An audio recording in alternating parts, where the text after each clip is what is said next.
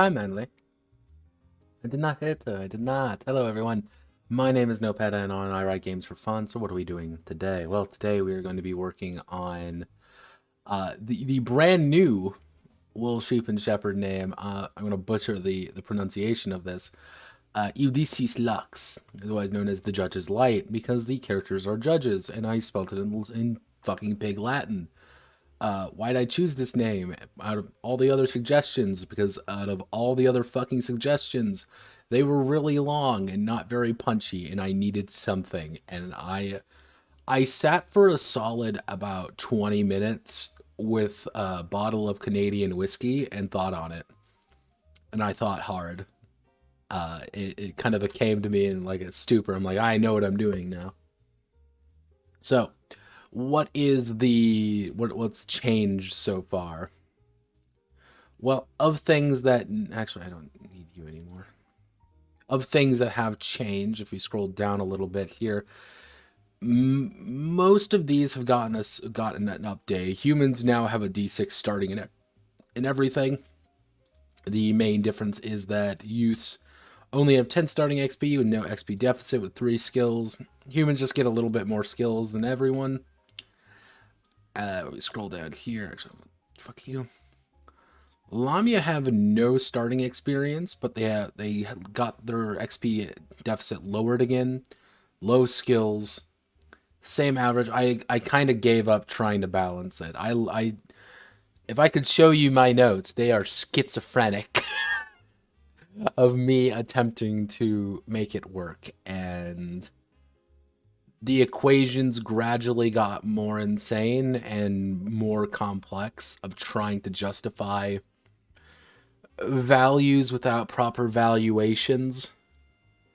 It's like, well, what is the value of having access to different miracles? What is the value of having +5 health? What is the value? There became a lot of like maybe values, and it's like it's impossible to fully balance this, so I just kind of have to wing it. So I did. These guys have 10 die increases. Lamia have that, but they have a pretty decent that and a pretty low skill ranks. Therians, on the other hand, they only have 8 bumps across them, 3 skills, 5 XP to kind of spend on themselves, which is mostly on like increasing their D4 up by 1 or getting a new skill. The pretty hefty deficit, not as punishing. Golems, on the other hand, have 0 skills, 10 XP to spend on themselves, and 10 XP deficit. I wanted golems to feel completely new without any...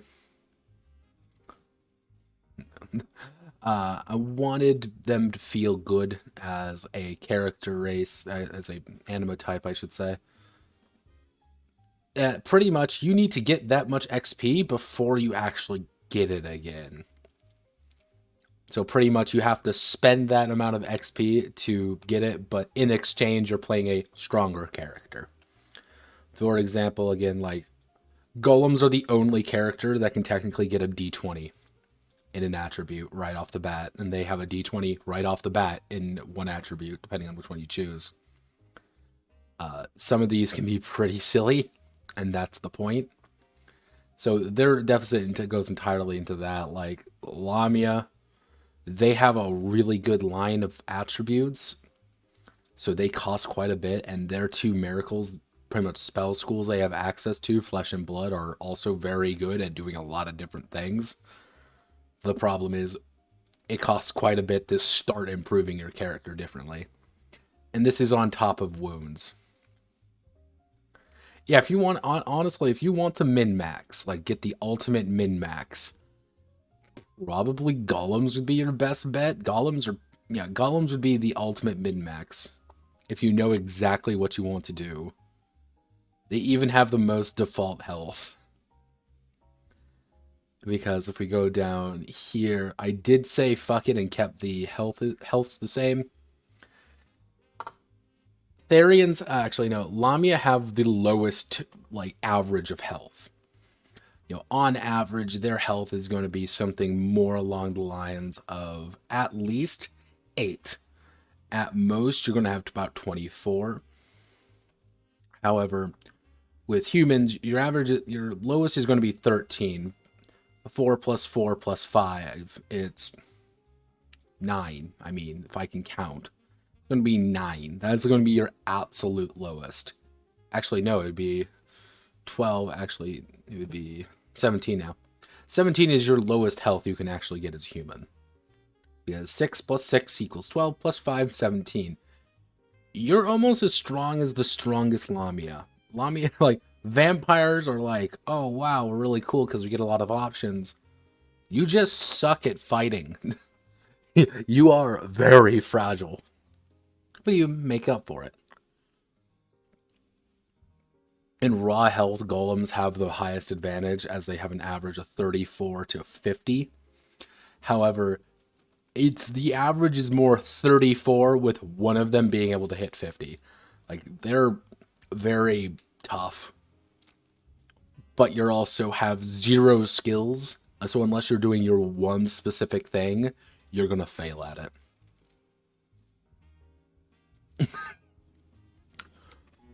Well, the idea that the kind of the joke in lore is that effectively all vampires are people who are infected, and strong vampires, strong Lamia, are present. They're just old, don't really want to go to church that often because they're too busy sleeping, or insane.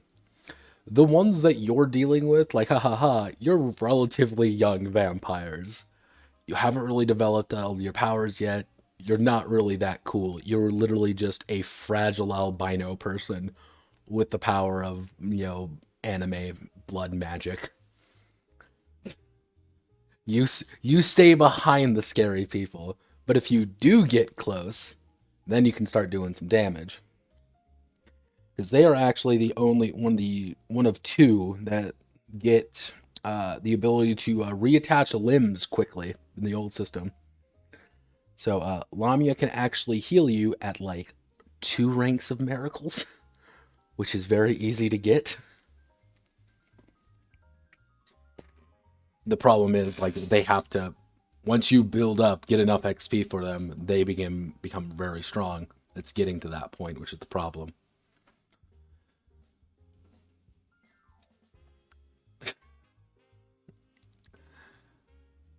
Yeah, because remember, this used to be a limb-based combat system. So, yeah, like, Lamia could get their arm hacked off and just immediately reattach it. Because they just didn't give a fuck.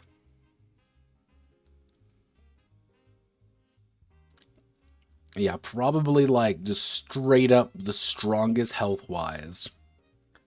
It would be, let's see, this would be 4 plus 4. Actually, any Therians have a D4 in body. No, none of them have a D4, so it would be D6 would be minimum, and that's if you're playing a rat person. If you are playing a Skaven fucking were rat, you'd have low toughness, and your toughness so at least your toughness would be 12 plus. It would be 12 plus. What's your will at? Your will is actually pretty high, isn't it? No, so you'd be 12 plus 6. So you'd have 18 health minimum. And that is if you are playing the most fragile fucking Therians available. At highest, you're looking at about 20. You're looking at 36 health, which is pretty decent. But Therians also get the ability to just go sicko mode when they feel like. And, kill you because you're a fucking werewolf. Or a were-rat, I guess. But I did add a few new stigmata, pretty much bad things that can occur. None of them are good in any way possible. So, the ones I added were Bloody Mess. Pretty much until you pay it off, you have half health permanently. So, instead of having toughness times 2, you just have your toughness, which could be 4. Which means you're going to take more damage pretty easy. Let's see. We have serious damage, reduced attribute by 2 steps, and severe trauma. You're unable to build a combo past D8. which is really bad because your first action's D4, your second action's D6, your third action's D8. You can't go any higher than that. So don't get hurt. That is the secret I can tell you all right now. Don't get hurt. All right, so now we get to combat. I honestly do not know how long combat is going to take, but we will. Actually, I want to get this on camera before anything, just because I find it incredibly amusing. Let me see. I need the target. All right, just for posterity's sake. This is my own sadness that I need to record for everybody. This has gone up $200,000 in the past like 3 hours, by the way. It's still going up. Yeah, welcome to $3 million. I checked on this 2 days ago, and it was $1 million. This fucking thing has raised $3 million fucking dollars. It's a fucking PBTA game, man. But yeah, I just wanted to get this out there for the human beings out there for posterity's sake. So if Magpie, please hire me. Hire me for the Avatar hentai expansion. I'll write it for you. I'll do it on the cheap. Just don't stop this. I'll take the $1 million. I'll take it. You don't need it. You've never needed it. Please. See, the worst thing is that the stretch goals get crazier, mind you. By crazier, I mean it gets just worse. It's like, oh, here's a new PDF, new journals, new adventure booklets, new NPC legends. I don't know what the fuck those things do, but they definitely do something. You have more and more and more. There for 2.4 million, you can do that. You can get the Foundling PDF, not even a physical book. Fucking the thing that my favorite part is, not the part that makes me laugh in a sad way. Yeah, I'll have to use the ancient technique of cock bending. Yeah, you joke, but I mean, Magpie, as a game designer talking to another game designer, all I'm saying is let me write the cock bending supplement. Do you understand how much money we will make? You're already trying to appeal to Coomers for $3 million. Actually, $3.5 million, which you're going to reach by the end of the week. Like, just give me it. Just let me cock bend. That's all I'm asking. Okay. Now that's, I just wanted to get that out there for everybody. Yeah. I find this hilarious, because these are supposed to be, like, really cool characters that can teach us stuff. My favorite is, again, the circus girl who dances and everyone wants to have uncomfortable fun times with, is up here at 3.5. Now, for those who have watched the show before, of all these legends, Sokka, we got Suki, we got Azula. I'm surprised she's not higher, to be honest. I posted this in another server, and one person immediately said, can she step on me? Oh, we got Tenzin. And we have our basic ones, of course. How can we forget our basic ones? Yeah, I'll pass all these adventure books real fast. Can't forget that. We have Korra. We have Aang, Iroh, Roku, and Kyoshi. The core book contains these five. That's it. Now, as someone pointed out,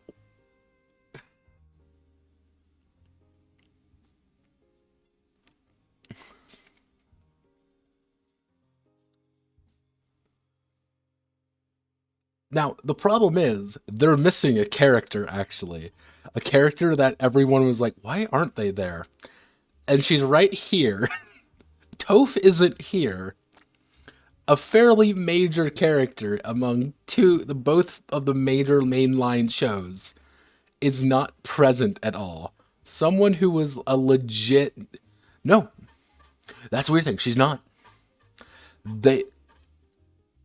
No, she's not. These are the five. This is it. These are the five. No, the core book contains 5 legends. All like this is the earliest era. This is the era after that. 100-Year War, Aang's era, Korra's era. It's really weird. Now, if you want me to be a little bit negative about a little bit negative, let me see. So, we have no idea what these actually do. There's no answer to what they actually are. They just do something. However, these could be as simple as writing a stat block for them to actually writing like 2-3 moves for them. This may take like 10 minutes to do kind of thing. Like, these are the only ones that are like pretty consistent of like that are larger, like right here, like the adventure booklets, but even then it's like, what? Like, all right. And then it's like, why is Ty Lee, like, relatively speaking,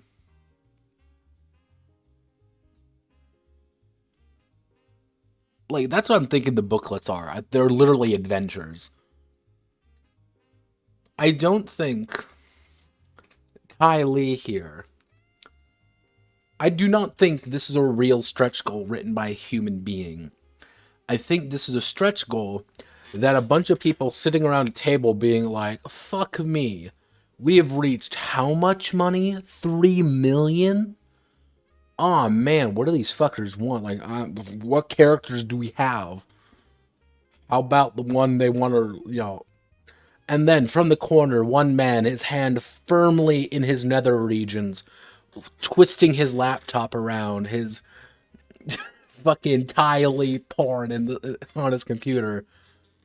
Guys, this is what they want. This is what we get to say. Hello, Draco.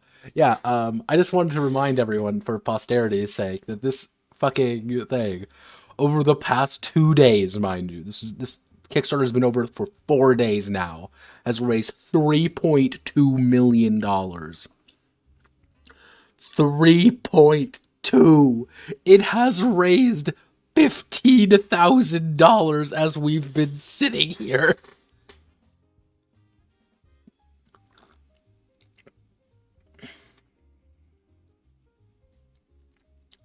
But that would be like that. Everyone was like, "Why are you putting like Ty Lee here? Like, why are you putting all these characters?" And it's like, wait a second, because that's what people want. Yeah, that's a lot of money I'll never see, and it's you look at this and you're like, why? It's a PBTA game.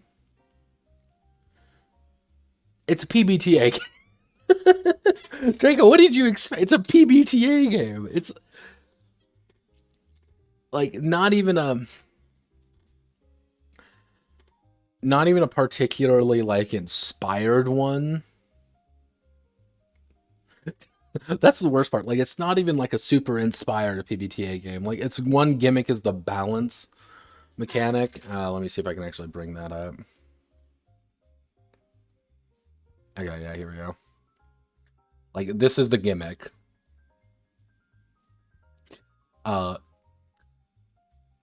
If you've ever played Masks, you've already played the game. This is part of the Bold playbook.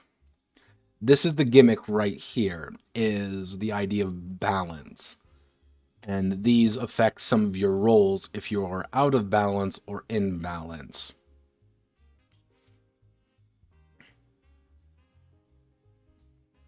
And this is the gimmick. If you haven't noticed yet, this is the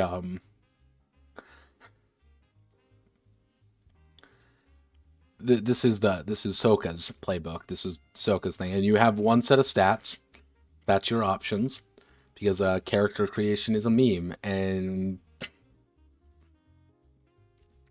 I don't hate this game, but it's like the fact that it is so bland. This is the taste of Weetabix. Not even good Weetabix, like the brand name Weetabix. A fucking great value version of it, and it's like, you have such a cool IP, and you're using it like this. It hurts my soul. I will not lie. It kind of destroys my soul. And that's something I just have to deal with in my life now, and it hurts. And I feel sad. That's my life. But oh, thank you for following there, Draco. Here, give me 1 second. Let me update the numbers here real fast. Yeah, people will keep buying this stuff, and that's like, guys, can you please try something new for once? No? Okay. But yeah, I just wanted to... It's raised $3,000. God, give me this money already. But yeah, we're going to be working on combat today to distract myself from the pain.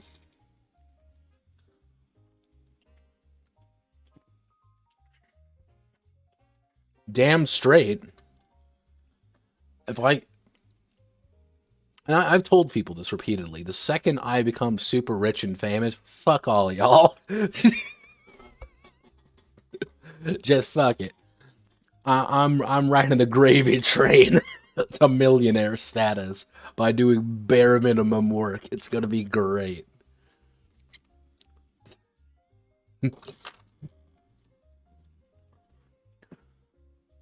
But it's like, it still just baffles me how they got that license. That's the part that confuses me.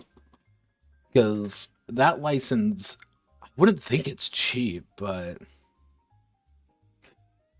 No, Patton is Empire of Cum. Yeah, I'm just a cumper, you know how things go. Father of lies and all that. Alright, so conflict is unavoidable. When the combatants enter the fray, all adjudicators roll their finesse plus will. We need to do this. Combatants enter the battle. Enter the fray. All adjudicators and major actor and major threats add their finesse and will together to determine their initiative value. So roughly speaking, we're looking at a minimum of 8 to 24 for your initiative value. All right. Cool. Oh, because we're going to need to add the battle map to this, don't we?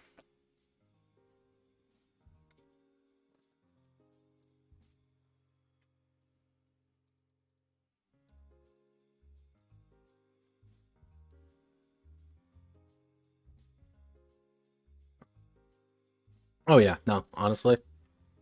I have a thing on PBTA. I think I might do it. I might not. I don't know yet. Because it's hard to get into words of like why PBTA is the way that it is and why I have, you know, such a strong feeling toward it. But yeah, it's a in a video that will be coming up for Glitter Hearts, ironically enough, I have my line that I kind of emphasize is this: PBTA feels like a game that is not, that no game is built for PBTA. Most games use PBTA after they get the idea and don't know what else to do. Well, that's the weird thing, Salmon, is because you have this getting formed actually last November, so it's been about a year. Yeah, welcome to Avatar Studios. This was actually a thing formed actually February of last year. Actually, February of this year. Which was like a produced brand new material set of the Avatar universe, including new series, short form content, spin-offs, and theatrical films.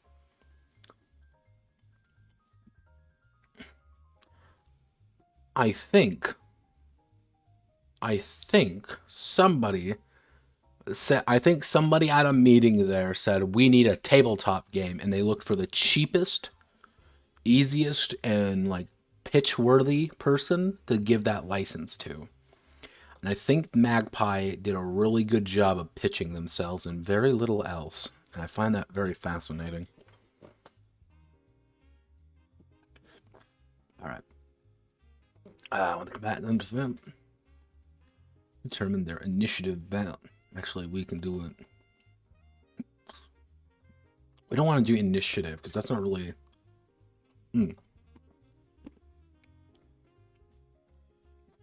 Their momentum. The Adjudicate. Actually, I can use characters. The character with the highest momentum will place themselves down on the battlefield. Actually, the highest momentum will act first, and then go in a descending order. Combatant. Actually, 1, 2.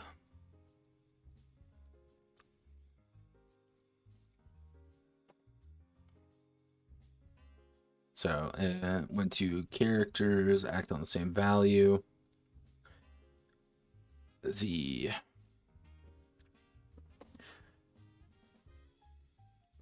Actually, we'll do the Adjudicator. The Adjudicator will act, the Adjudicator will act first. If one party ambushes the enemy, they act before rolling initiative, before rolling momentum, and if one party attacks the defended position, the defender acts before rolling momentum, before deciding momentum. Deciding momentum, because we're not rolling for momentum. That's the big thing. So, someone actually proposed last time, we're going to be using a combo system, which is going to be employing those, which is going to be employing both health and momentum to feed into it.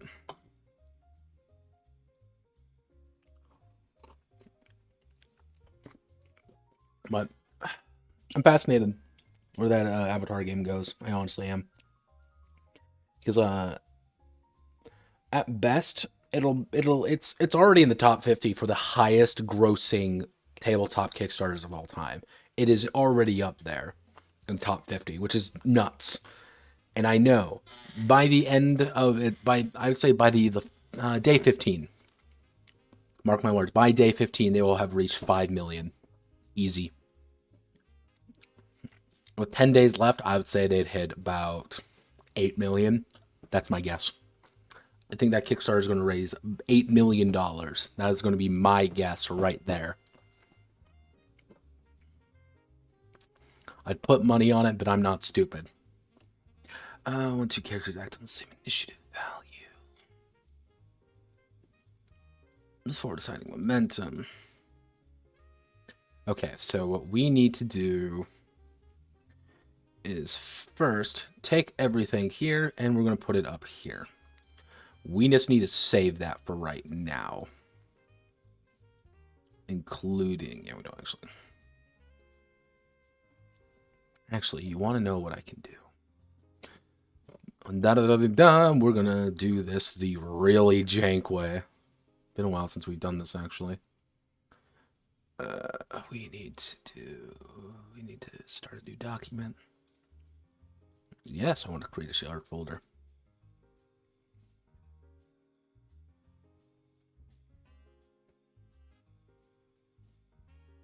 and we're going to select the entirety of combat.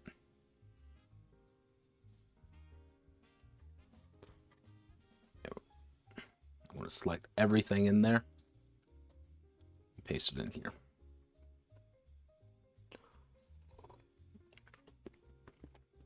Mostly so I don't break anything.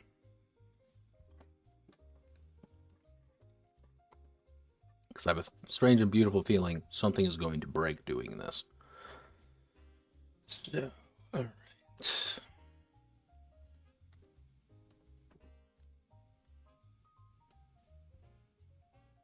Alright. So we're gonna have to open the U up and put a break right here. Combat takes place on the, how do we want to word this? I'll call it that. On the arena sheet, on the arena map. A visual representation that a visual representation of the battlefield. The adjudicators find themselves engaging the enemy on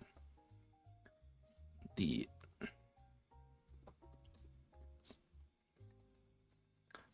arena is broken down into, because I'm basing it off Necronica.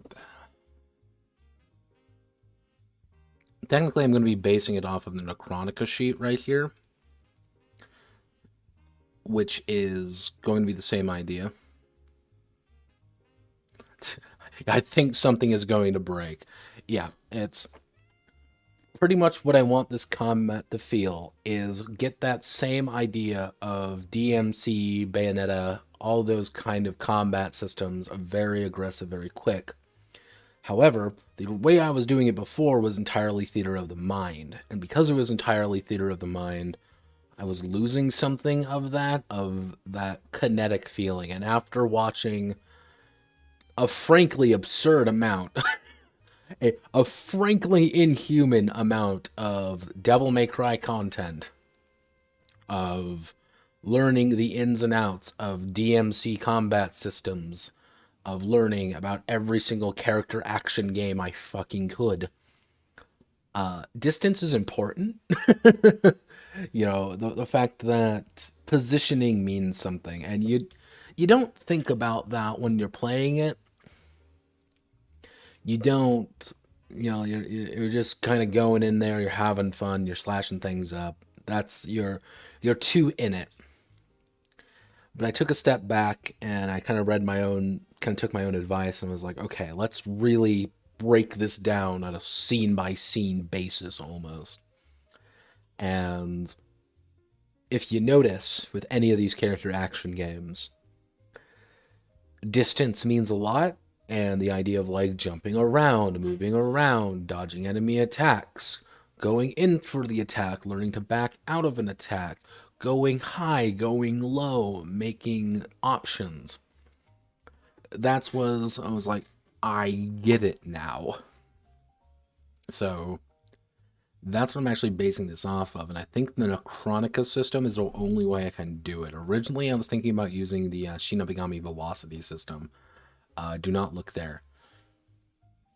But that wasn't working. That was a system that did not work the way I wanted it to. Actually, so we're going to break the arena down into five section. Let's see what the as I close out Necronica battle sheet. If I can actually just misspell everything. Let me just get the names correct. So, technically, the names are, if we want to do it exactly, Elite, Eden, Elysium, Limbo, Hades, and Tartarus. Those are the 5 we're dealing with. Will these get changed? Yes. Yes, they will. But we're going to use those for right now, because I'm lazy. And I want to get as much combat as I can done today. That's my goal. So, combat takes place on the arena map, a visual representation of the battlefield the adjudicators find themselves engaged in the enemy on. Hades and Tartara.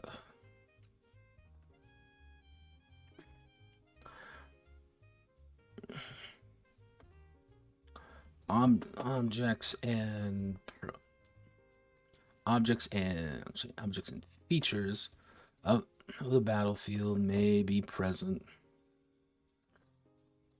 on individual sections of the battle of the arena map representing general issues, general problems and benefits the adjudicators can work around.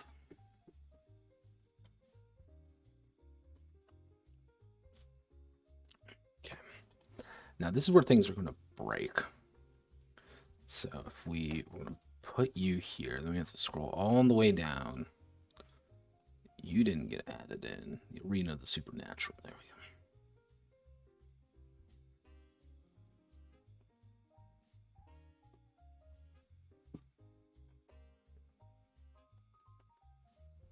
Okay, so we do this, go to here.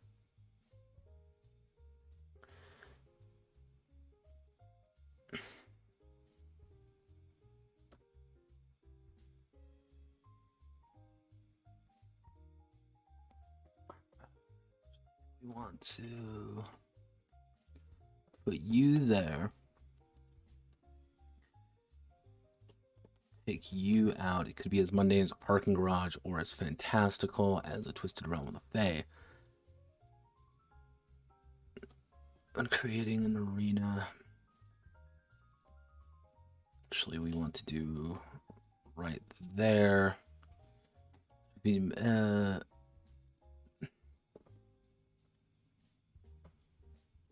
Sections of the arena presenting problems. Actually, no. Running an arena game master. The AD has to pick between 2 to 6 set pieces that define location. So we'll give set pieces a die value. A set piece can be assigned to a specific section or the entire battlefield.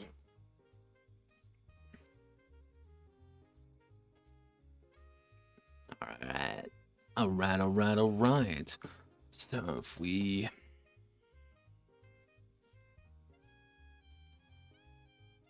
Metal Spears consults the jungle gym.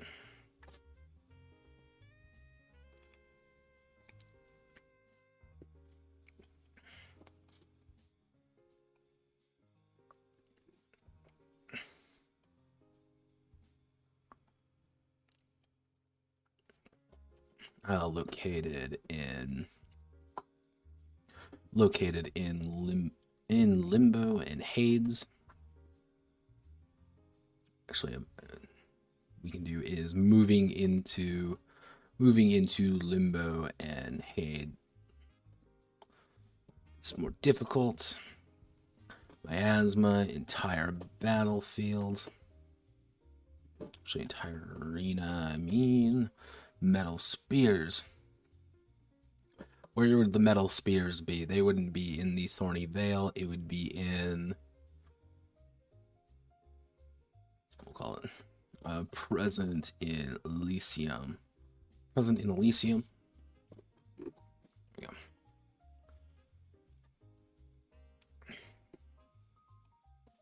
So.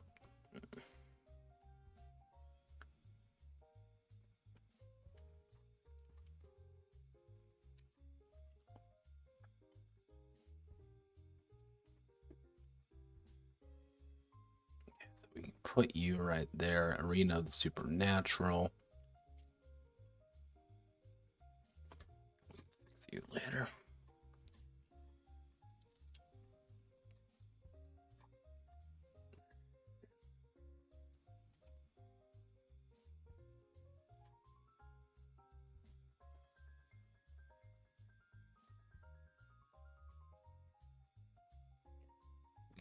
put a picture right there. We can put you right here.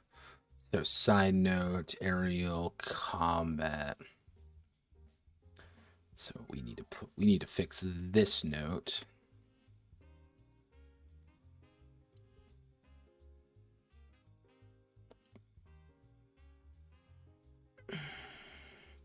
Combat in, or I'm gonna fuck up spelling this name anytime I see it. Iuducis Lux is supposed to be fairly large and impressive, with adjudicators moving about quickly and trying to deal with threats as they pop up. Who is aerial? Is actually an adjudicator who goes aerial. Is in the air for a small amount of time, which allows them to attack other aerial enemies or deal with threats elsewhere. Deals threats elsewhere. They remain in the same section.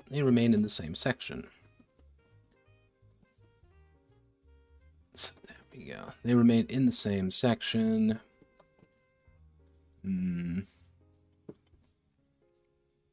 Actually, what we should say is certain set pieces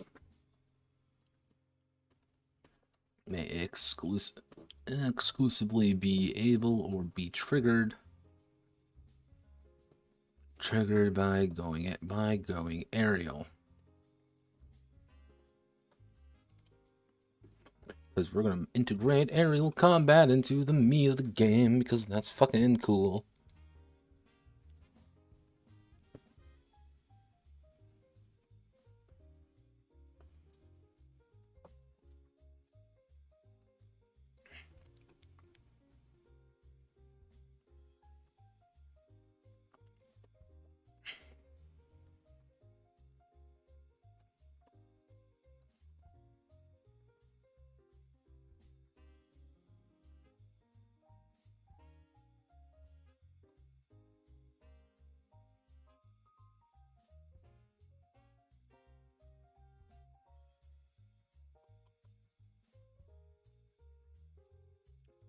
Enough.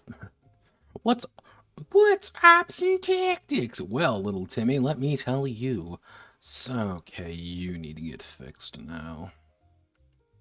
Because we need to clarify what this is. So, when in combat, the adjudicators build their beat die by performing different actions in sequence, different actions per turn in a sequence.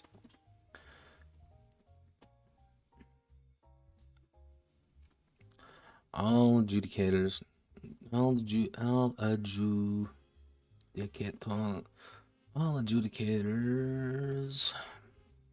begin with a D4 as their beat die, and every beat die only a unique action per turn.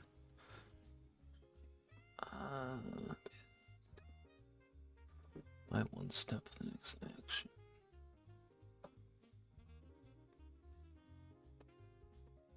Adjudicator, next action. Action second time or performs a combo ender. Combo cannot exceed 20 beat die of 20. So we don't want called a combo, because combos are going to be their own thing. All adjudicators start. Perform, we'll call them finishers. Forms a finisher. Their next action is reset to a beat die of D4. The beat die cannot exceed D20, and every subsequent action after D20 does not build it further. You've kind of hit your SSS rank. You can't really build up past SSS. So, but this does lead me to a adjudicator may perform a combo.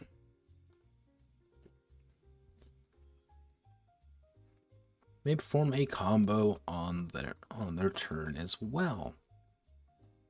Combos allow the beat die to be used or use the current beat die.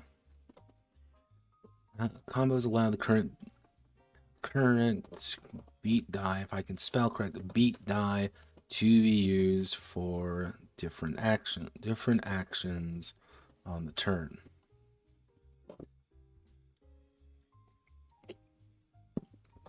Adjudicate and adjudicate.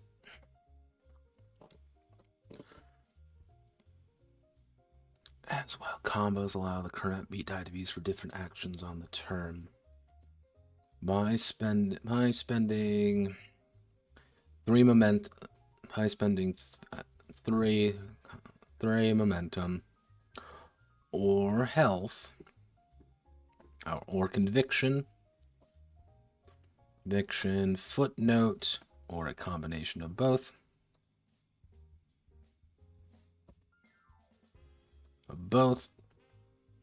The adjudicator may perform a second action.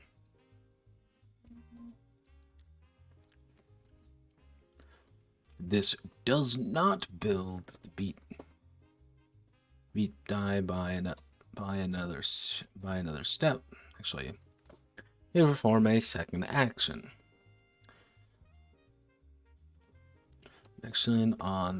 May perform a second action.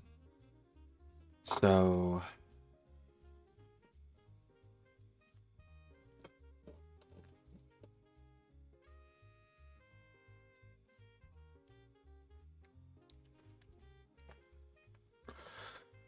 the adjudicator may perform a combo on their turn as well. Combos allow the current beat die to be used for different actions on the same turn. By spending 3 momentum or conviction, the adjudicator may perform a second action. Actually, a second action of the same or different.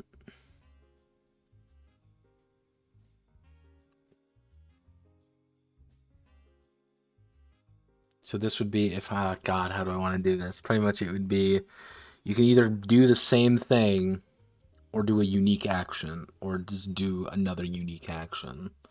So it's like, I want to do 2 attacks this turn, spend your 3 momentum, boom, boom, do my 2 attacks.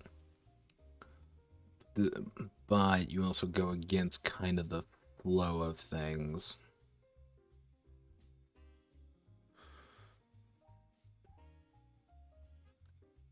Actually, no. Okay, I know how this works.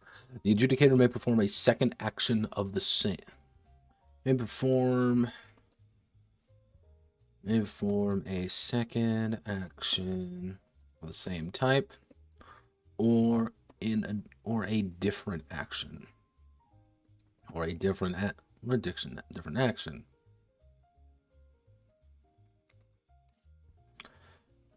The adjudicator may perform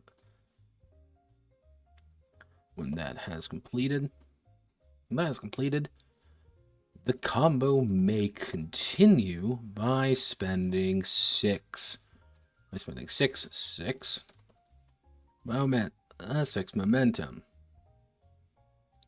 momentum or conviction.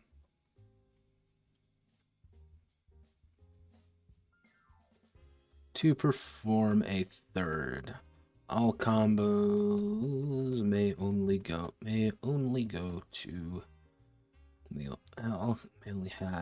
have 3 steps to them per turn.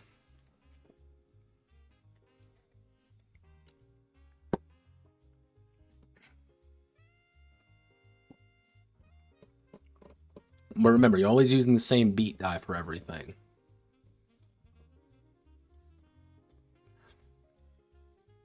During a combo, a finisher cannot be used. Actually, yeah, a finisher cannot be. Actually, do we want to use a finisher? Attack, finisher. What are some finishers?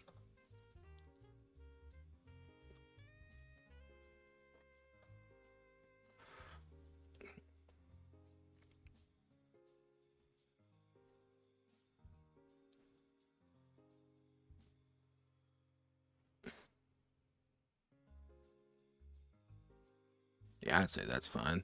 Maintain, but do a finisher. The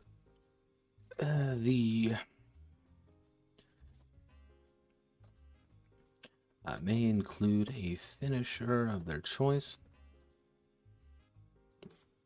Double check the music, make sure the music's going to continue.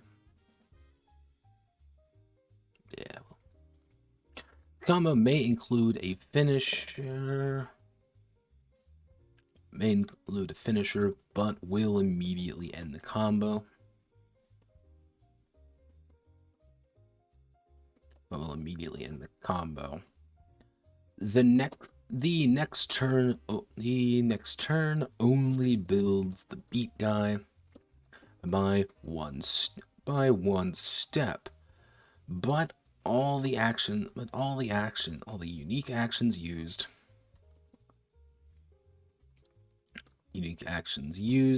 will reset the beat die down to D4. So pretty much you can use all these different actions on your... So you can pretty much do up to 3 actions, but you're limiting your options for the next round to maintain that beat. You know, you're slowly chipping away your own options. All the unique actions used will reset the beat die down to D4, which may not be what you want, but if you use the finisher, it's not really that big of a deal. But you've also ended your turn, and you can't do anything else.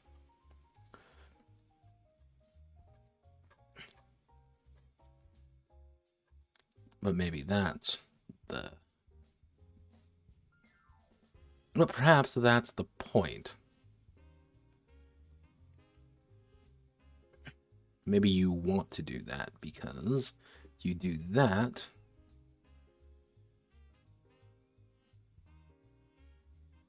every fucking time.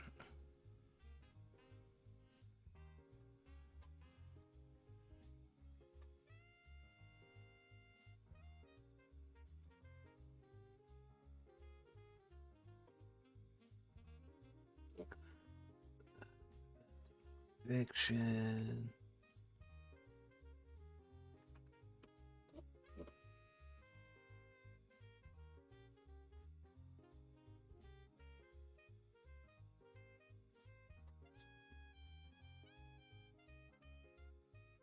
Unique action builds it up by 1 step for the next action. When the adjudicator performs action a second time, performs a finisher, the next action is reset to a beat die of D4. What I should say is performing a action a second time mid combo. Second time mid combo reduces the beat die to D4.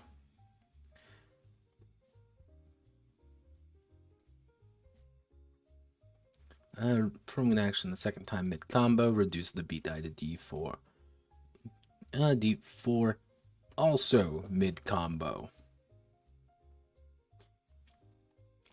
Combos are risky, but they're high risk, high reward. It's the idea of I can spam out 3 attacks a turn, or like if we use...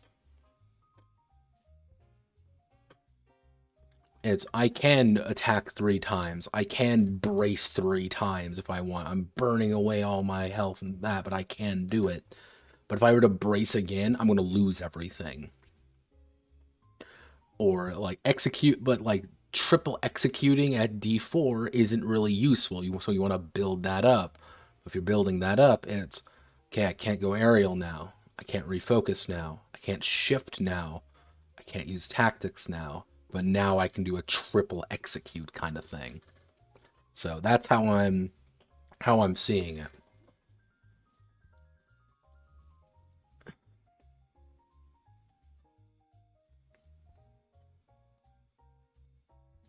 Will it work? I don't know. But I can pray. Dance conflict. So this is the combat basics. Like the absolute basics of the combat is right here. Which brings me to actions. Now this is where things get a little bit complicated. So because what I need to do is I need to zoom into 200% and I need to change it. So an attack deals beat die plus strength or finesse plus your weapon minus their evasion for range or brace for melee and damage. Because yes, all damage is automatic. You only roll for what you actually do to do damage to them. You don't roll anything else. Why? Because we're going fast. Okay, so enemy distributes damage. Actually, I don't really need that. What I will say is maintains air. We don't need you.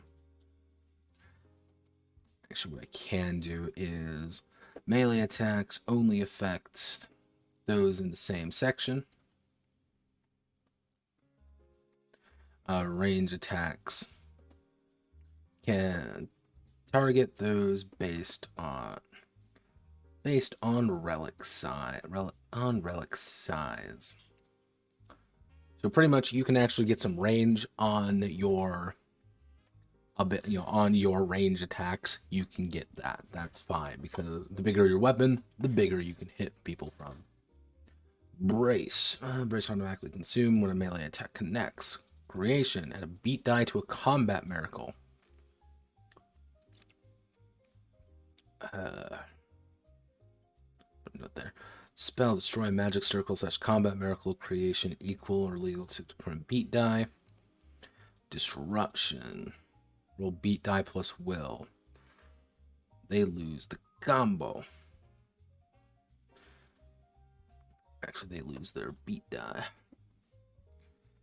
Beat die, lowering it to D4.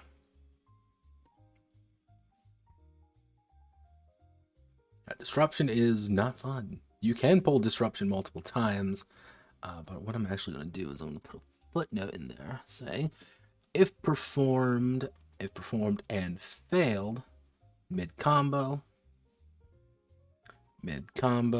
then any subsequent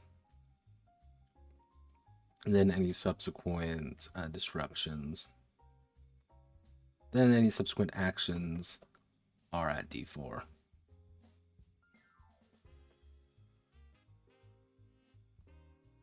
Execute, adjudicated automatic.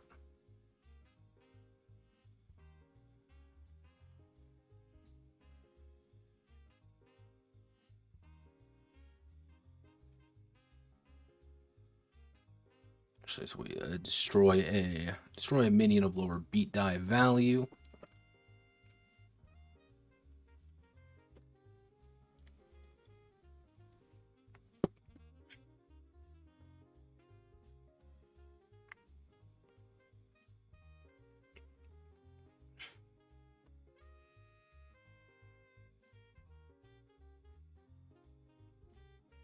Restore half its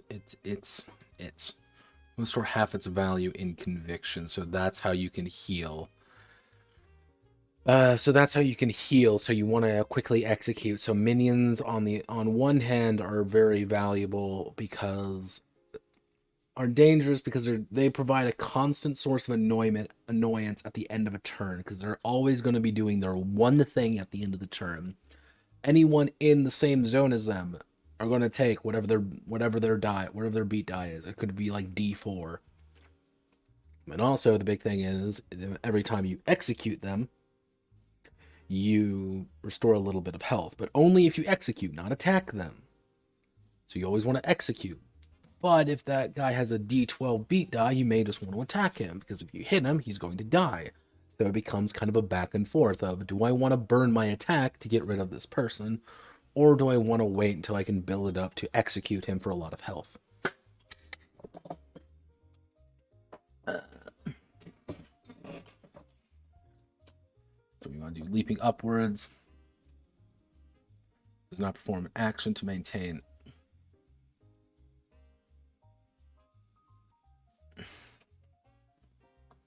Go fall next. Actually, what I should do is maintain air if minion is aerial.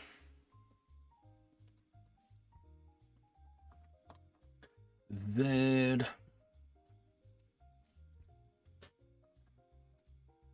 does nothing, but builds the beat die. Knockout. Roll beat die plus strength, current beat die plus finesse toughness. If the successful, the target is knocked upwards and is currently aerial. Doesn't.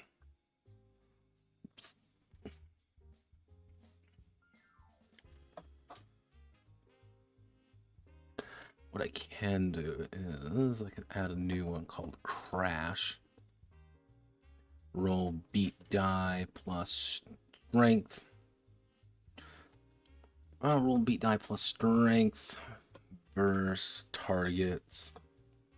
Beat die plus finesse. Target is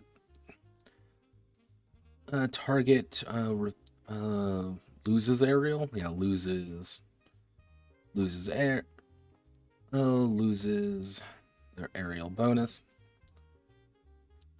Actually, target ceases to be aerial. May maintain air. May maintain air or not. So what you can do, if you want, is you leap up in the air, you attack someone in the air, and then you crash them.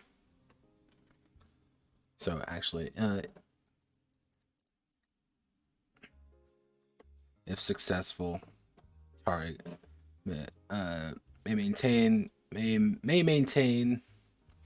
air if successful. Always lose air or air if failed. Failed.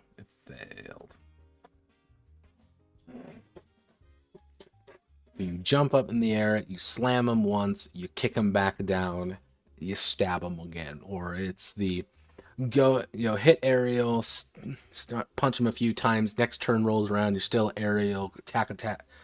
Actually, attacking would make you lose it. So it would be, jump up in the air, kick them in the face, attack. Next turn, you crash down, build it up by 1. Yeah, alright. Or hell, if they're aerial, you could just execute them if they're an aerial enemy. Hey, they're already aerial. Just rip them in half. Be cool.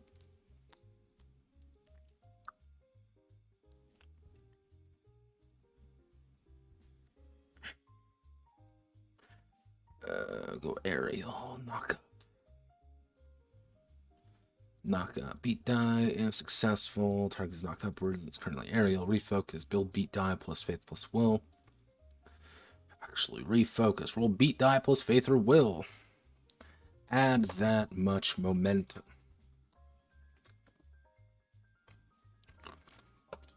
Because you can get a shit ton of momentum. Because I want you to build momentum and I want you to go faster and perform some sick combos. Style on these fuckers. That is the goal. Current beat die.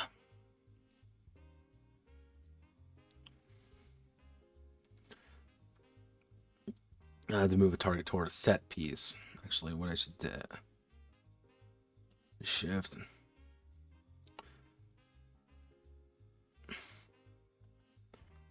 This maintains air, tactics, whoever wins, increase current, beat die.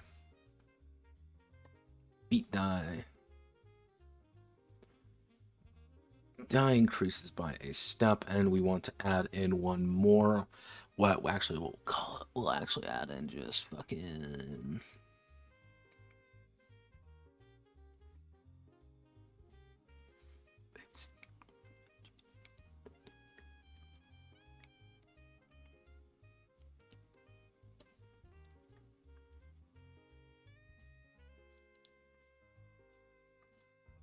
We want to put you right here. Maneuver. Move up. Yeah, move one section in the battle, in the arena map, forwards or backwards.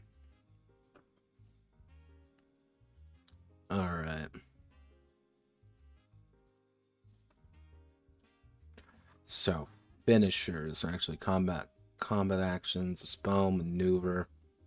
Move one section of the array map forwards or backwards.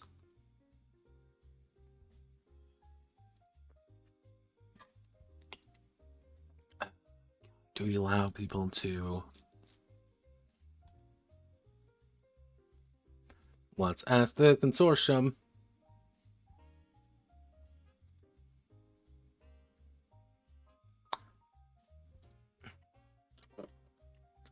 Actually, I'll do everyone here.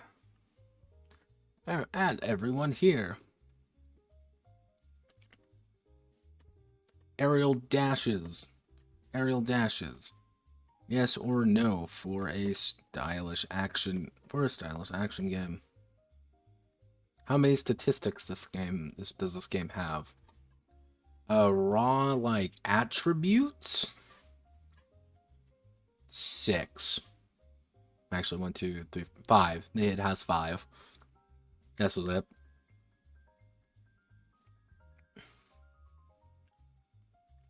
Honestly, here. If you want to see how easy it is to make a character in this game, actually,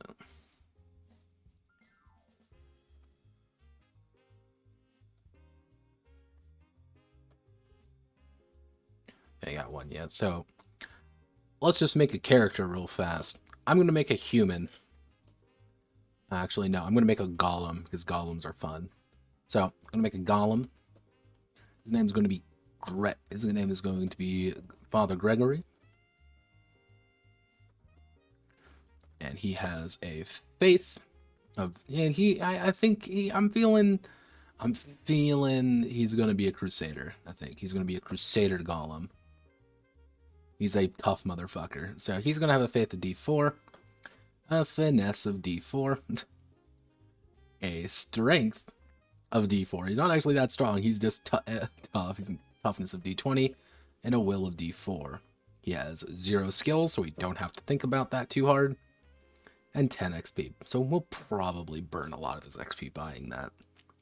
So we get 4 bumps. We can increase any of these 4 times. So I think I'm going to bump his strength up to D8 and his will up to D6. His faith up to D6. He's not the fastest man alive, but he doesn't really need to be. He just needs to go up there and punch you in the face. Alright, skills. We're not going to worry about skills right now. But I'm going to put XP 10 here just so when we can buy them.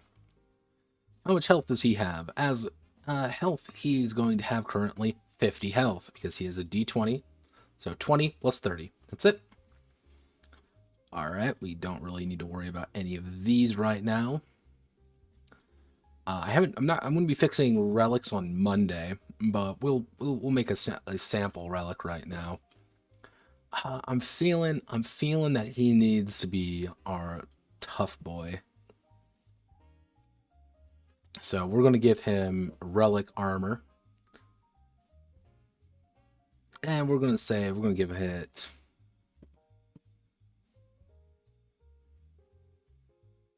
I'm going to give him large armor, I think. He's going to be... Actually, no. I'm going to give him medium armor. So, because he's got that. So, he's got an armor value of 2.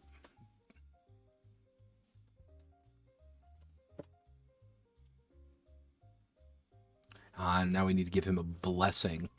So, let's see. What would a good blessing be for his relic? I know. We'll just play it by the rules right now.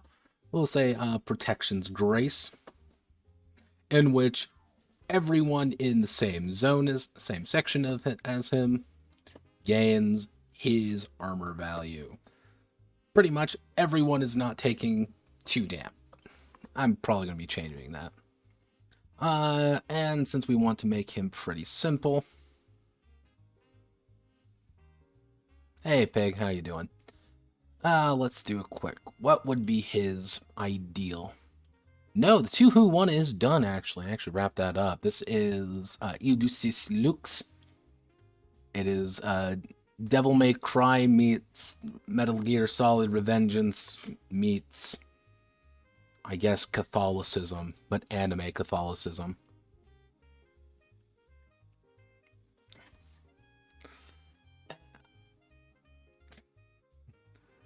This is actually an old one. This is about a year old at this point. Anime Catholicism. You gotta get it right. Gotta get it right, pig. Very different. Ah, there we go. Since we're going to be making this man Mr. Protection Man, we're going to give him Transmutation 1. So pretty much he can turn anything into another, water into wine, yeah. Water into ice, no. He can't turn water to ice, but he sure as hell can turn water into wine. And let me see, is that it? I believe that's it. Yep, that's it. Congratulations, here's our full character.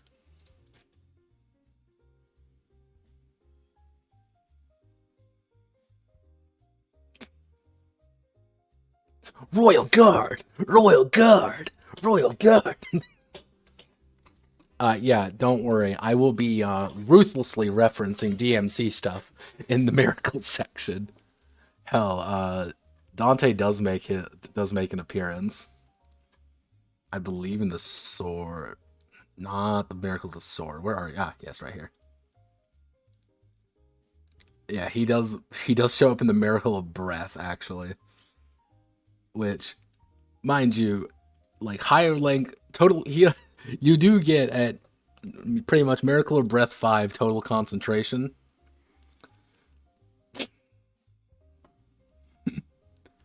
Funny story about that. Let me see. We're going on a magic adventure because we can. So,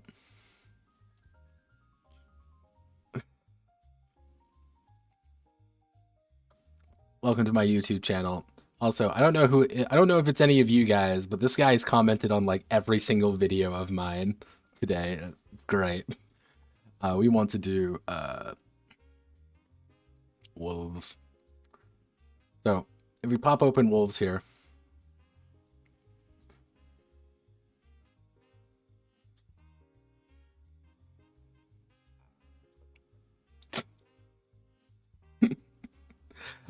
in the first draft, in the absolute first draft of this, before I began the VTuber experience, I did put featuring Dante from the Devil May Cry series.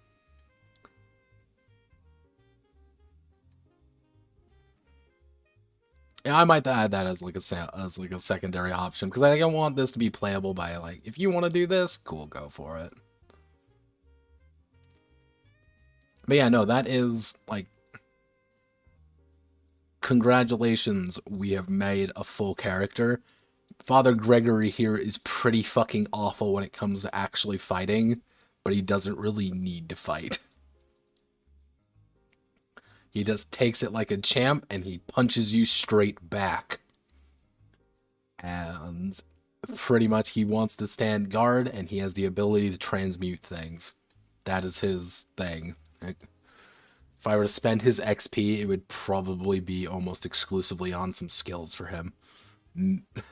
But that's it.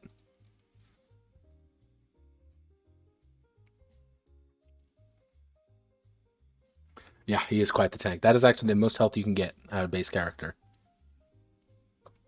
See, if I wanted to be insane, what I would do is I would add in, what I'm probably going to have to do is I'm going to be adding in passive miracles, which if you have this miracle, by virtue of having this miracle, you have this ability. So it's like, oh, okay, I've, ranked up to this. I now have, like, plus 10 health because I am a tank of a human being.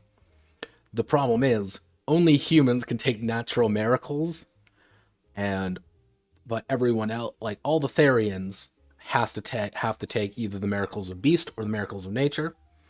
All of the vampires must take the miracles of blood or the miracles of flesh. Golems have to take one. They can take any one class of natural miracles and nothing else. So humans are the diverse people because they are God's chosen people, effectively. God has chosen humanity to take on the burden of trying to kill Satan. It's great. So let's see. So we need to do this. I'm going to keep this for right now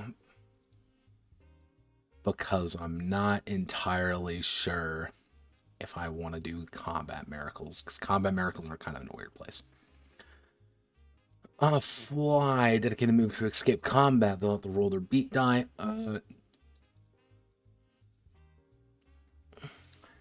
No, we're not going to have that. Look at that. Follow through strike. The adjudicator. Actually, what we'll do is the adjudicator. Killing blow against the target. They deal strength times two. Actually, it would be their beat die. Beat die plus strength plus toughness against the target. Actually, minus target brace. If they deal more damage, then they have momentum. Momentum. The adjudicator will deal an additional. Beat die damage. Pretty much, if you are able to beat their initiative, beat their current momentum, how do you get miracles? You can either buy them using experience points, or you also just get one right off the bat. They're pretty much like disciplines from World of Darkness. I might change the system. I don't know yet. I was going to kind of worry about that over the weekend. But miracles are your way of expressing yourself in a more direct manner. You don't actually get that many miracles. That was like one of the big things I wanted to get across is for every rank of miracle you get one use of that miracle. So if you say have 3 ranks in one tree of miracles, you have 3 miracles you can spend. Are they tied to your faith attribute? Some are. Some kind of play into that, and that's what's going to be a lot of the combat ones are going to be kind of tied into your faith attribute to let people who kind of specialize in faith blast. One of the big things, though, is that a lot of them are tied to purity. Pretty much how much of a good person you are. So, for example, we'll use right here. The breath of faith. Adjudicator takes deep breath, righteous of their cause, causing them to immediately prepare for the battle ahead. What you do is you roll a D100, whatever your purity is. If you succeed, if you roll in your purity, you just get that. If you roll in your impurity, you get a bigger bonus, but usually something goes wrong. If you fuck up and roll your taint, you get a D20.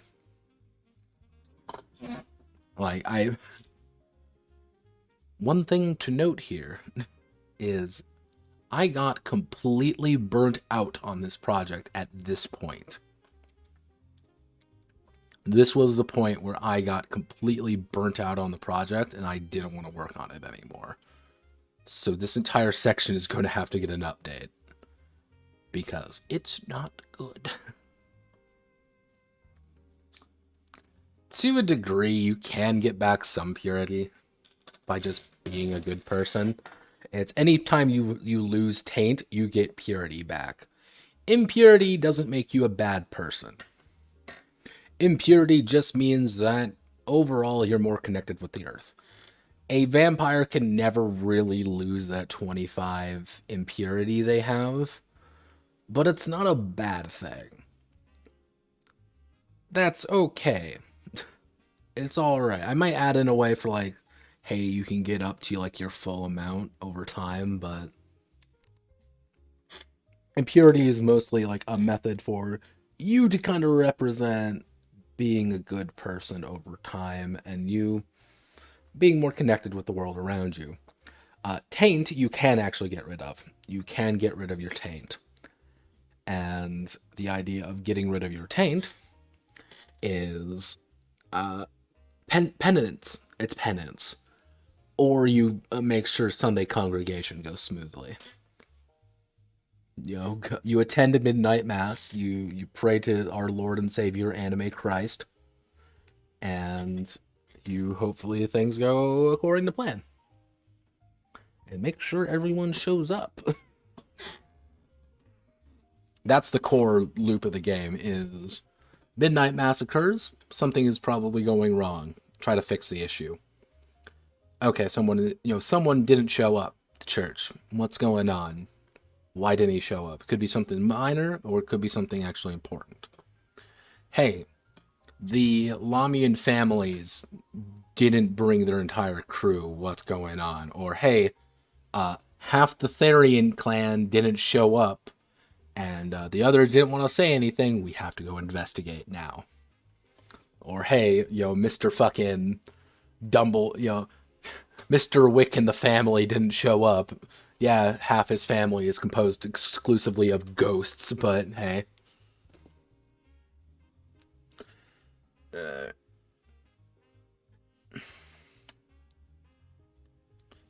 So actually, I'm going to do here.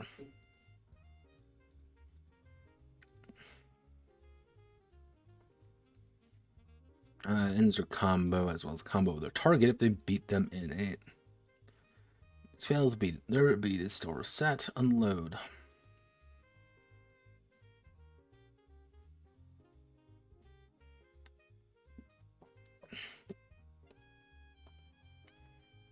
Beat die plus spin.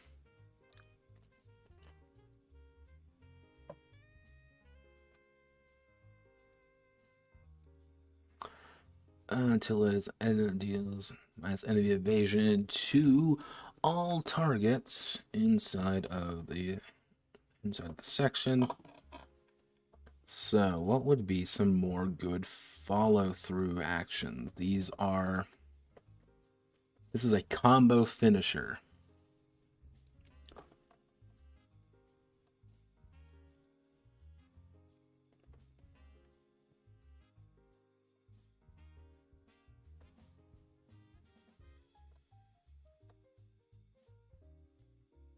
Oh, item.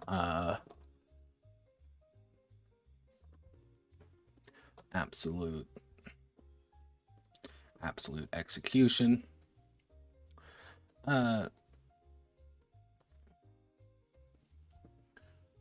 Execute, destroy a minion.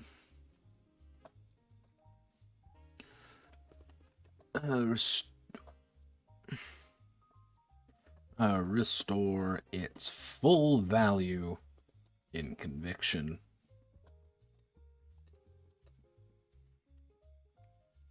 This is you running up to a demon, grabbing it by the head, or ripping its head off, and you're kind of showering in demonic blood because you're that fucking metal. Rather than like a quick just pop it and run.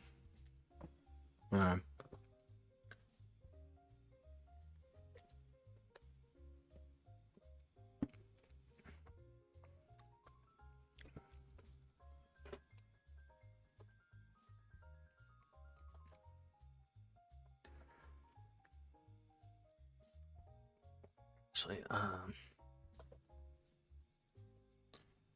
Jude. Routes target. If they beat them in a beat die plus strength plus fin versus beat die plus toughness plus fin roll, the adjudicator roll. They reduce the target's beat die to D4. Actually, we can, if we want to be really cool, do D2, but no.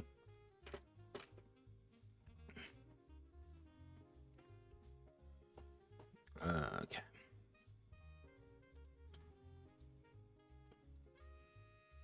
What we can do is we'll add in one of them just because combat can't. I want combat to bump up combat difficulty just a smidge.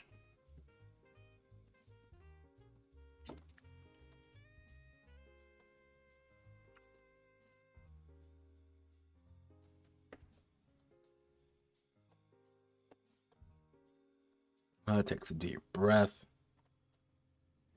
They restore FT8. They restore their faith. Should it be will or faith? Yeah, I'm saying they restore will and conviction.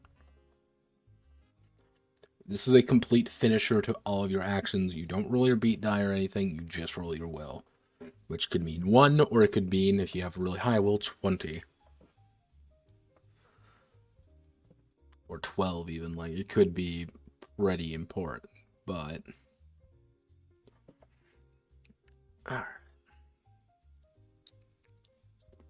Actually, to all...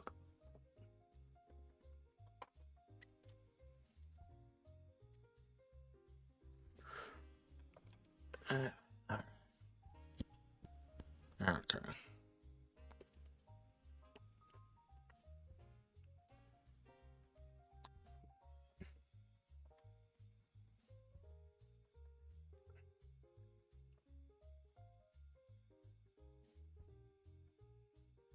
Just gonna put a beat 3 because we don't care. Adjudicator is an equal, an adjudicator who's on an adjudicate. Okay, a character with an equal footing as the adjudicator is regarded as a major threat and operates similar to the adjudicate, building, reducing, and using their beat die.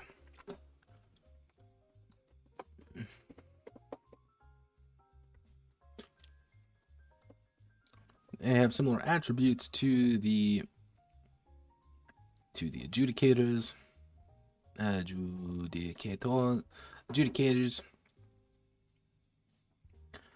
but they also possess powerful abilities and other unique effects.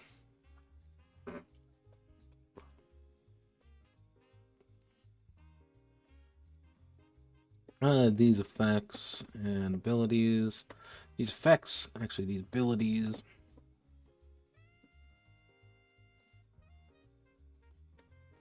These form many things.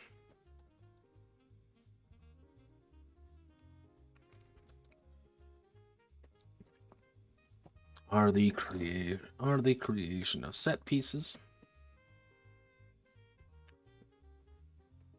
Actually, these abilities can take the. Actually, how do I want to word this? Similar ability attributes. They possess powerful abilities and other unique effects. So.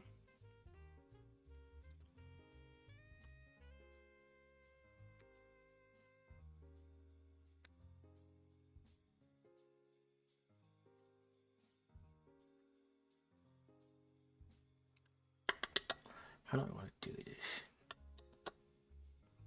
How do I want to do this? How do I want to do this?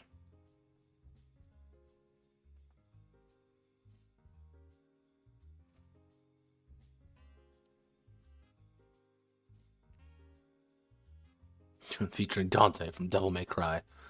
God damn it. Actually, let me see. Actually, boss fight. DMC. It's Virgil, everybody. Oh no, it's Virgil. So, boss fight DMC, logic? It's one of those things, like, I wish I could, you know, pick the mind of why combat is the way that it is. Like, why do people... What's the 1 to 2 to 3?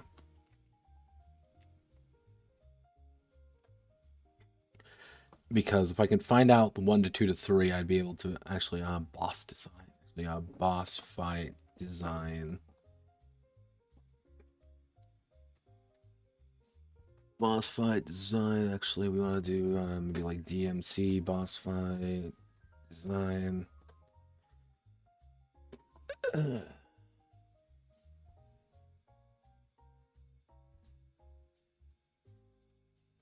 already go to fucking Reddit, but creatives.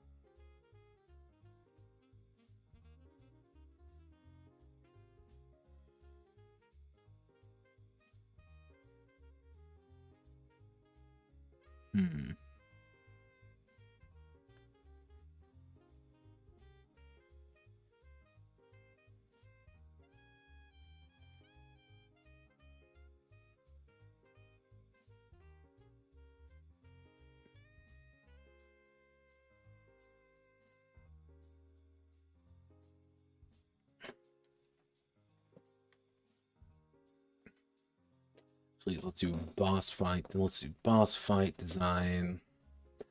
RPG, because like we want these to be fucking set pieces. That's the big idea.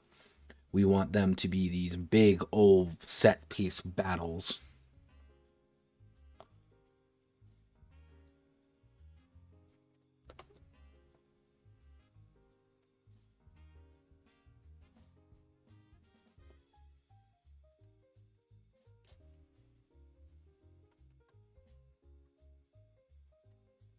We also want to keep things fast.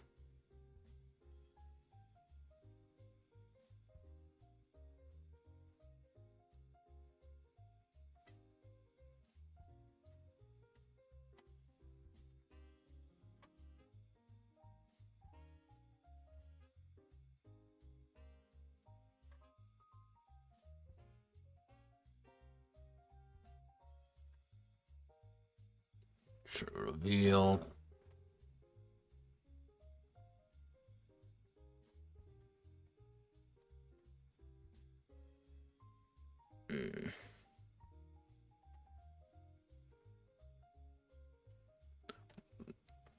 Full range of attacks. Okay, so we want to do another unique abilities. So what we can do is do Adjudicators, but they also possess the power ability and other unique effects. As the so what we can do is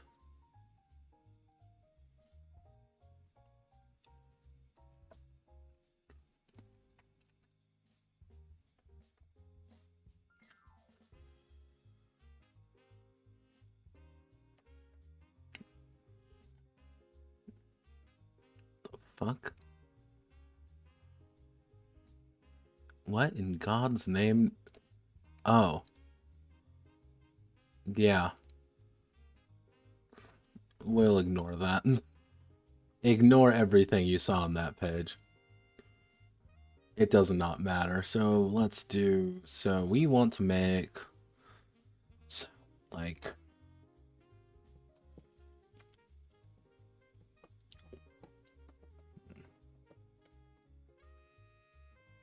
how do we want to, do we actually want to do like theme, like fights, or do we just want to make them, like this is one thing that I do not like doing. I do not like actually doing enemy design, because enemy design is annoying. Because there's a lot of things that can go into it. So, okay, the other unique effects. Another unique effect. Possess powerful abilities.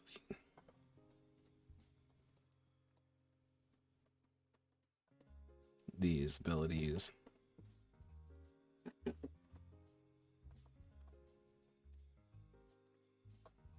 Instruction about the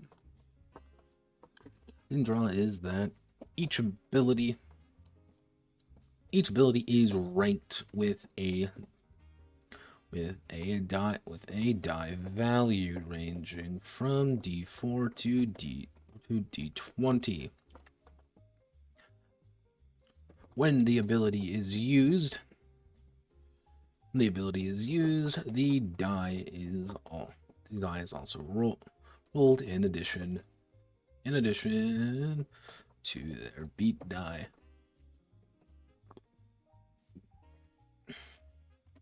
As the character is injured, so their abilities increase in power. Each one goes up by one step up to a max of D20. They may also gain the use of their final trigger ability, which acts as their trump card when they hit a certain beat die. Okay. Kind of gamey, that's fine. So we need to design a boss real fast. So we will design. Okay. Actually, what's a threatening random mythological creature? Give me a random mythological creature to fucking stab to death. Ah, there we go. Perfect. So, we're going to have a chimera. We'll actually call it a mad chimera. A mad chimera. And let's give him his attributes, shall we? This guy is going to be a scary boy. Which actually brings me to we put it here. So we can do a average kid. Actually, what we can do, we'll do that.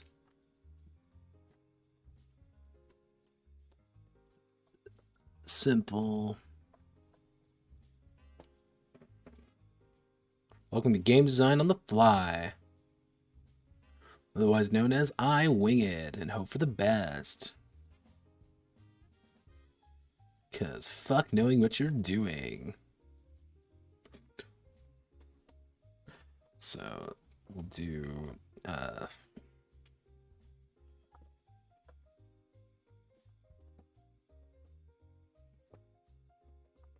major threat difficulty. We'll give them a health average. We'll do them bumps to attributes, number of abilities, and max ability die.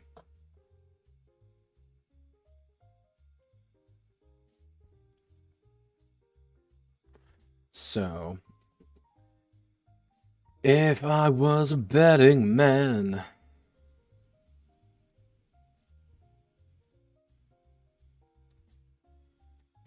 So simple, on average, we're looking at about that. So let's make simple about 50. Because we're going to be having about 3 to 4 people fighting them.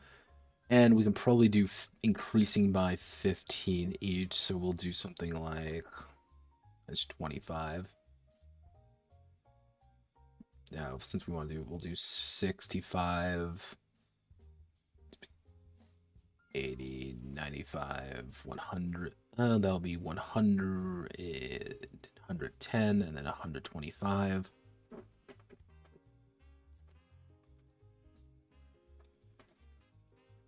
And then what we'll do is health average. We'll do is plus minus 25%. With the indication of like, yeah, this is the average health plus or minus 25%. Bumps to attributes.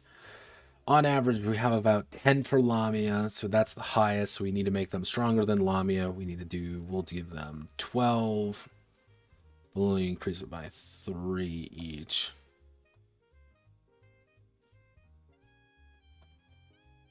with 27 bumps, so it's from D4 to D12, actually D20 would be 5.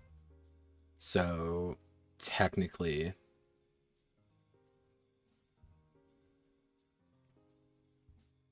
if we do something like this,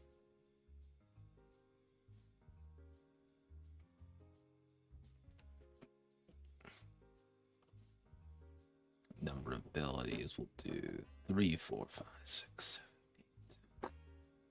Max ability die, D6, D8, D10, D12, D20, D20.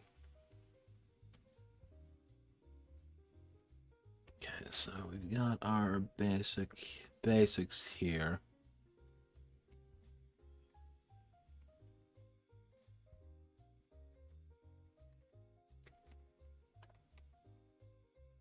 This is kind of a stopgap, but it should work for what I'm planning on doing.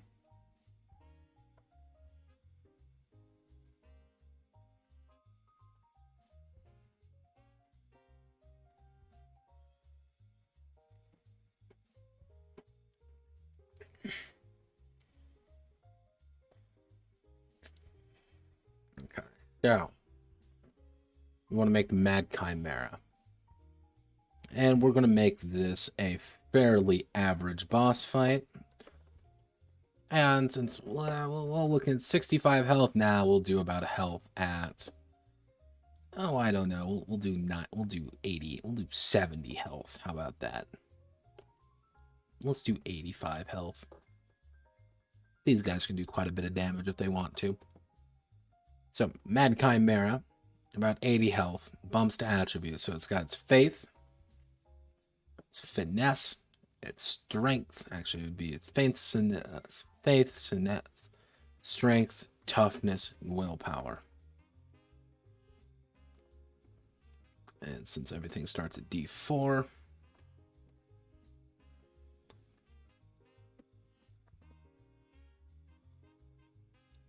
what we can actually do is, with the under assumption that these things can start at like D2, the idea being just completely unthinking beasts, so we can actually bump these up slightly and not feel too stressed about it.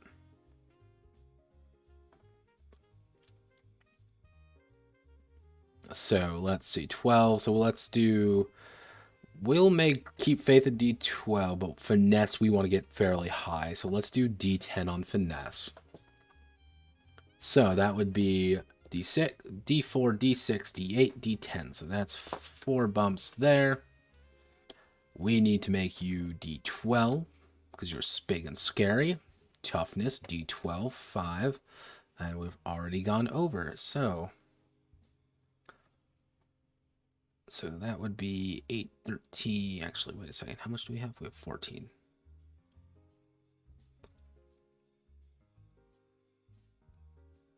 Ooh, wow. I think we can bump that up quite a bit. Yeah, let's do something like 3, 6, 19, 21, 24, 27 bumps. So you can get a lot of bumps in here. So using the same logic, so 4 plus 5 would be 9, 14. And then we can bump you up to like D8, D4, D6, 2.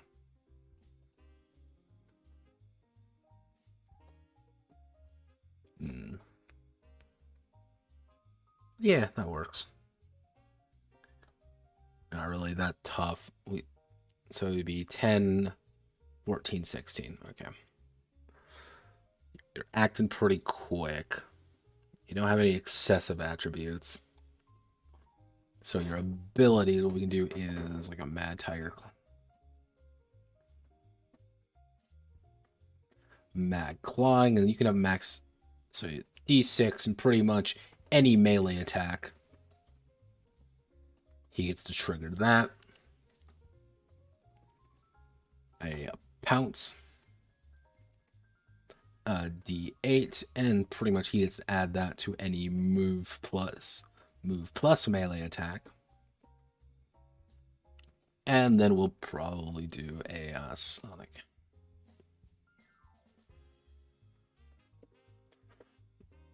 A Howl Toward Heaven. It's also going to be D8. And we'll apply that to an action of our choice. What action do we want to apply it to, everyone? We're making a Howl Toward Heaven because we're mad.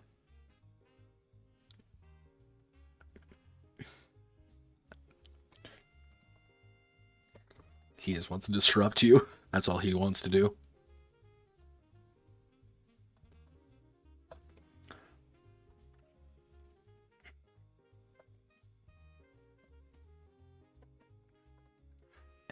His trigger ability.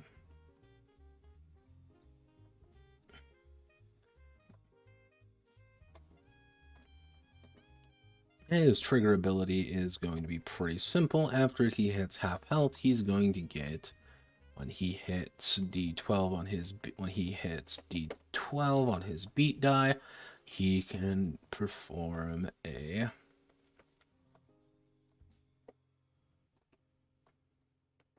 triple threat attack. Melee combo times 3. Costs no momentum.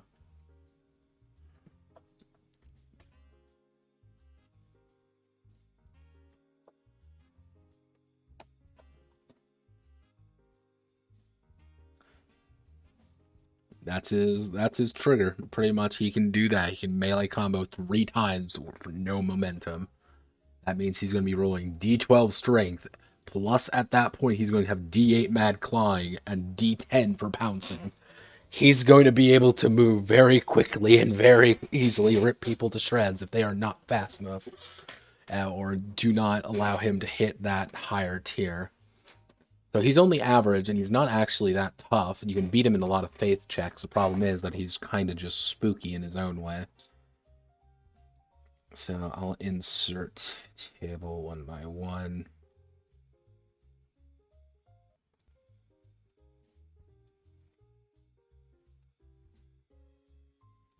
Okay, this is Roboto 12.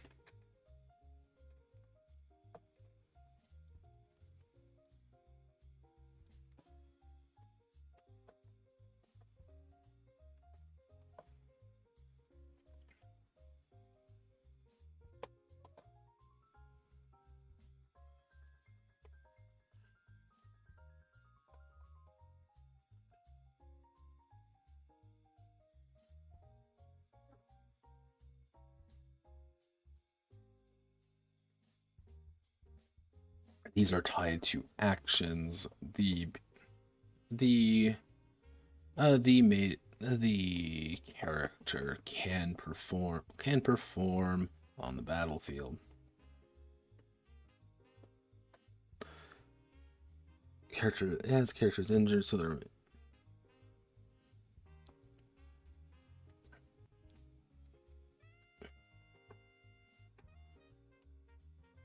as their final trump card when they hit a certain ability. So what would be their trigger?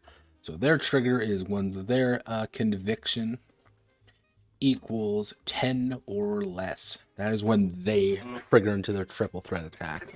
So if you burn them down too fast, they're going to be able to do some cool stuff. Conviction.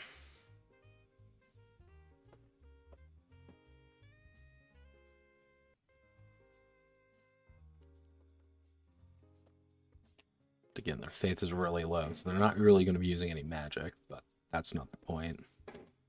So what we should do is, here is going to be a maneuver plus attack combo. He's added D8 to it. Anytime you use disruption, he gets added D8. And I'm going to add a side note here. Side note. Enemy design. It's very easy. It's very easy to design killer enemies. But do not do this. But do try to avoid avoid mogging your players. Destroying your avoid destroying your players for no reason. Certain threats should feel dangerous, and in combat, managing the risk reward of combating these enemies. These enemies should come into play. However, the rules here are to help you, the game master, help you, the technically, what's the full legit term we're using right near? It's a dollar. Yes, Advocus Diabli. You, the Advocus Diabli, create a fun and interesting encounter for your players to deal with. You can be unfair. You can be unfair in design, but allow the characters to deal with the threat in unique and creative ways.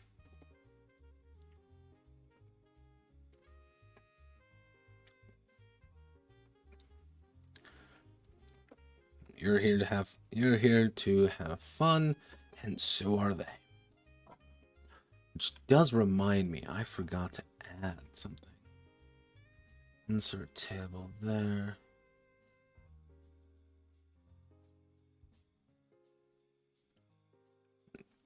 Kind of a cop-out, but you kind of need to do that sometimes. So brace. Let's put it at the end here.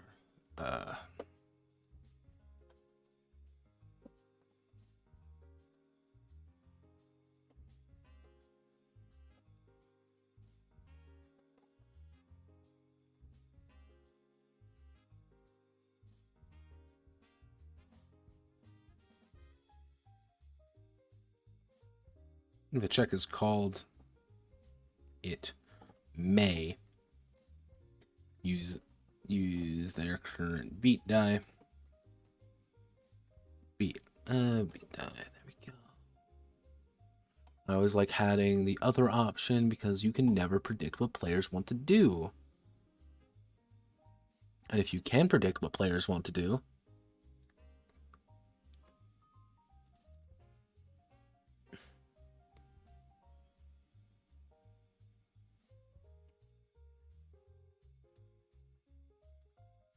that's fine as well. Let's see. So we got that. We've got finishers. Major threats and minions. So what we do is add in the title major threats.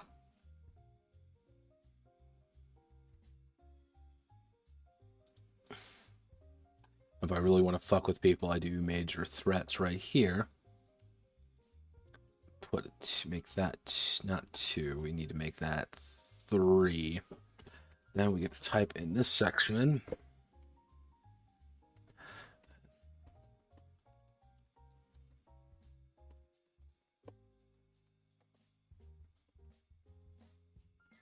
As they are violent.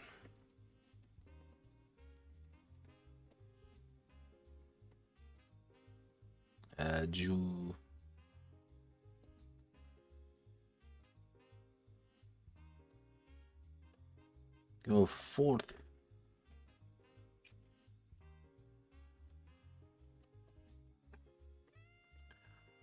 As they are violent, as the adjudicators go forth in their investigations, they will find plenty. These are broken down into major threats, and minions.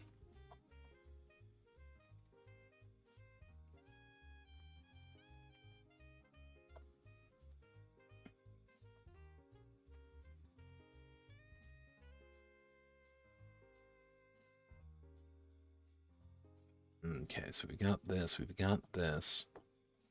Then we get to go down here to minions, and minions do nothing. Okay, there we go. Minions, on the other hand, are a static enemy with a single beat die and a set of health equal to their beat die. Minion dies when reduces zero conviction.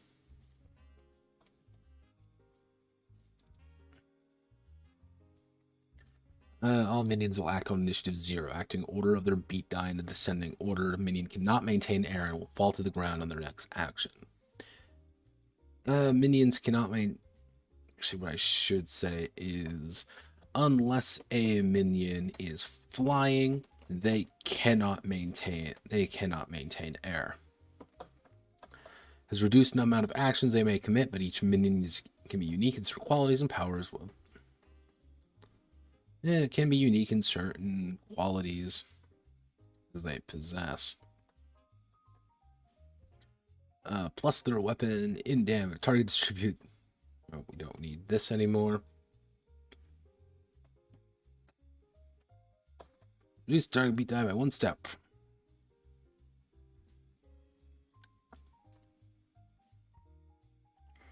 Tree, yeah. They can also just fuck off and run.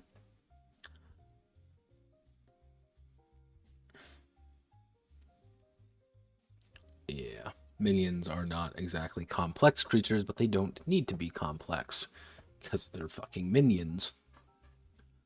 Alright, so...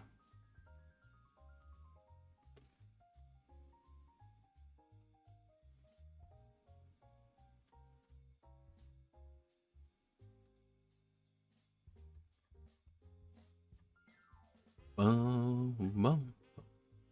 Bum, bum, bum, bum, bum. See, now we get to click this button. And we get to click this. Add everything back and have something break. Nothing broke, amazingly enough.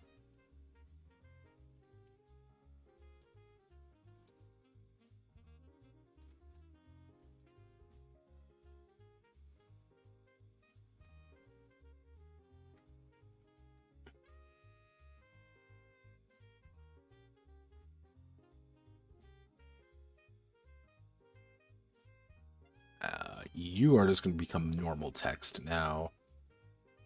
Put you right there, put you right there. And is anything broken here? No, nothing is broken. I like it when nothing breaks. Okay.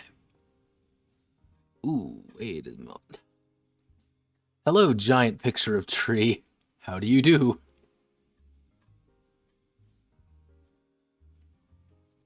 Where did the giant tree go? Okay, you know what? Goodbye, Mr. Tree. We don't need you right now. Alright, so...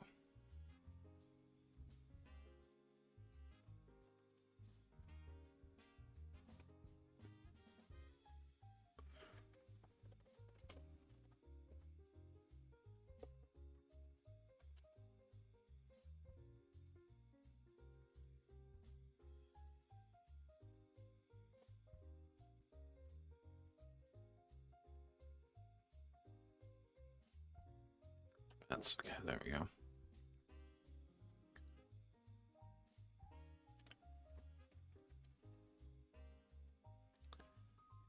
Clawing attack, slap him picture right there. We have some basic abilities. Alright. I believe combat is fixed. Yes, I do believe combat is at least in a place where I feel happy with it. Where now it kind of has a little bit more going on for it, relatively speaking. I feel good about it. So, what we're going to be doing, with the end of combat, next Monday, next week, pretty much, we're going to be working on miracles and relics. There's going to be a lot of relics. I want to be perfectly frank with you. There are a lot of relics. I don't know how many I plan on adding, but I'm going to be fixing up that system quite a bit. I am also going to be adding miracles. A lot of miracles. Quite a few of them.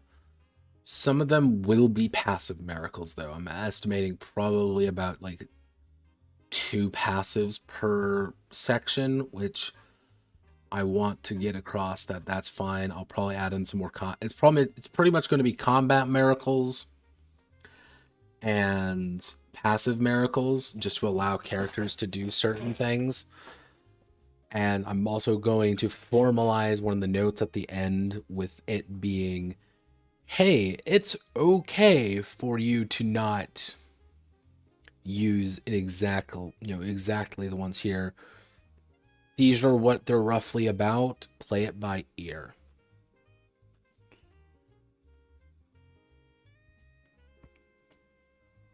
What the hell? Okay. And let's see, what else really needs to be done at that point? Really, at that point, if I'm feeling spoosy, if I'm feeling real spoosy, I will actually probably... Yeah, if I'm feeling good, I'll add probably... If I'm feeling good, if I manage to rush through relics and miracles quickly enough, I may just say fuck it and go for the congregation system and additional side content all in one day. If I do go for it in one day, it's gonna be a long stream. It's gonna be like a 3-4 hour. It's gonna be like a 3-hour stream. It's gonna be a longer one. But that's kind of a toss up of like, it may work, it may not, who knows. So that's that, and I'm feeling pretty poggerinos. Thank you all for watching. My name is Notepad Anon, and I write games for fun. So this Saturday, if I close out all of this and we go to things Notepad Anon wants to do, tomorrow, I mean, we aren't going to be doing a curious case. I haven't really gotten any curious cases really set up. Actually, oh.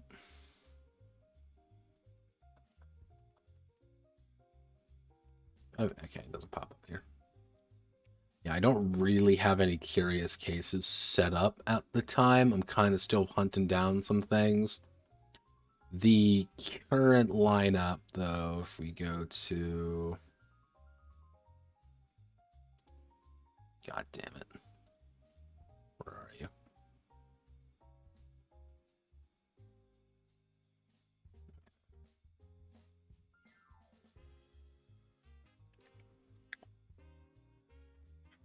So I'll put this right here. So we haven't really found anything on Kickstarter oddness yet. Nothing has really like jumped out at me. I have a few of these.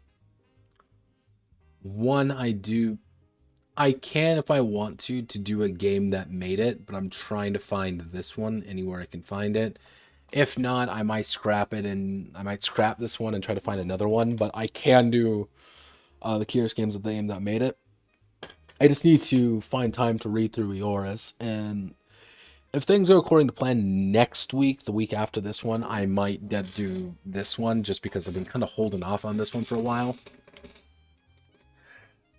I do have some when it comes to the Curious Case of Japanese Stuff 2. Actually, this would be Japanese Stuff 3. I can do a second non-fear one. However, I was thinking about trying to do some fear games next. So I need to hunt down another fear game or two. Franchise Games 3 is set up. Like, I know which ones I'll be doing. And it'll probably be something like Starship Troopers. The problem here is I can't find a good theme for any of them. So it's like, okay, hunt down theme, I don't know. Parody games still only have Feng Shui. I've been trying to find the others. Let's see. World building RPGs. I have Dawn of Worlds. I believe... Where is it? I know how to get Wicked Ones. But there's a few other... Actually, I do also have Beam Saber. Like, I have, like, 2-3 of these. But if I'm gonna do it, I need like 1 or 2 more of these to feel comfortable. And I do have a couple of here for De Quier Shijon Wuja RPGs. I do have those. But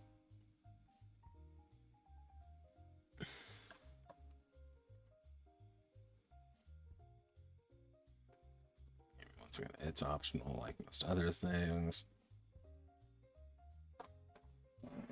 So yeah, that is the current lineup of like rough curious cases.